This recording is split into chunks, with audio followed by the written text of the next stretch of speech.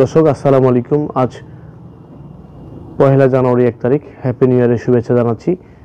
এই happy new year দিনে আমি চেষ্টা করছি 2025 সাল থেকে শুরু করছি এবং গত কয়েক বছর থেকে শুরু করেছি নিজস্ব অর্থায়নে গরিব অসহায় মানুষকে কম্বল দেওয়ার।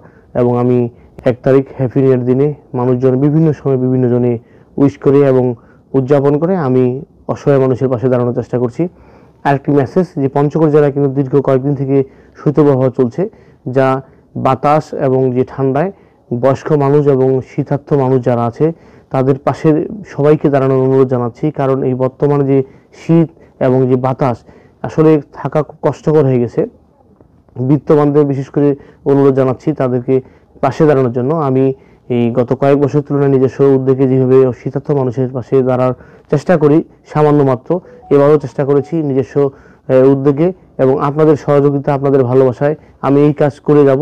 এবং বিশেষ করে আমি আরেকটি মেসেজ দিতে চাই, যারা এইসব গরিব অসহায় মানুষ আছে বোধা পৌরসভার মধ্যে আমাকে জানাবেন, আমি নিজ উদ্যোগে যাই বাসায় পৌঁছে দেওয়ার চেষ্টা করব এবং নিজে যাই আমি কম্বল দেওয়ার চেষ্টা করব। কারণ এই কারণে যদি ওই ব্যক্তিটি পাওয়ার যোগ্য হয় আমি অবশ্যই দেওয়ার চেষ্টা করব। ভালো থাকবেন, সুস্থ থাকবেন এবং নিজের প্রতি খেয়াল রাখবেন, বয়স্ক বাবা মার প্রতি খেয়াল রাখবেন, নিজের সন্তানের প্রতি খেয়াল রাখবেন।